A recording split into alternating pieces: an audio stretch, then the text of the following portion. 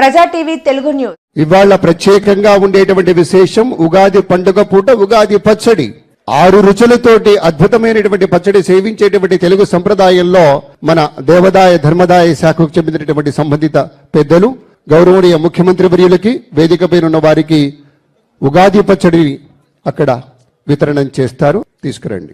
ఒక వేప పువ్వు, చింతపండు, బెల్లం, పచ్చిమామిడి, కారం, ఉప్పు అన్ని కూడా కలగలిపి వసంతకాలంలో ఇచ్చేటువంటి ప్రసాదం స్వామివారికి ముందుగా నివేదనం చేసి దాన్ని ప్రసాదంగా అందంగా మనం సేవించే తదుపరి కార్యక్రమాన్ని ప్రారంభించుకుంటాం కనుక ఆ క్రమంలోనూ విశేషంగా ఇది జరుగుతుందని మీ అందరికీ మనవి చేసుకుంటూ ప్రత్యేకమైనటువంటి రీతిలో వేదికపైనున్న ఆహుతులందరికీ కూడాను ఆ ప్రసాదాన్ని అందజేస్తూ ఉన్నారు. పచ్చడి తీసుకునేటప్పుడు ఈ ప్రసాదము శతాయుర్వజ్రదేహాయ సర్వసంపత్కరాయ చ సర్వారిష్ట వినాశాయ నింబకం దళభక్షణం. ఈ శ్లోకం అందరూ పఠించాలి, వినాలి.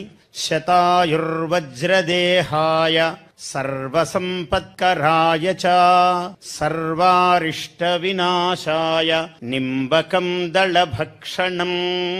అంటే 120 సంవత్సరాలు ఆయుస్సుతో వజ్రము వంటి దేహముతో, అంటే అంత గట్టి ఆరోగ్యముతో అన్ని అరిష్టములు దోషములు తొలగేటట్లుగా సర్వ సంపదలు కలిగేటట్లుగా ఈ 6 రుచుల షడ్రసోపేతమైనటువంటి ఈ ఉగాది ప్రసాదమును స్వీకరిస్తున్నాము. ఓ కాలపురుష, ఓ ఉగాది పురుష అని నమస్కరిస్తూ ఈ ప్రసాదము స్వీకరిస్తున్నాము.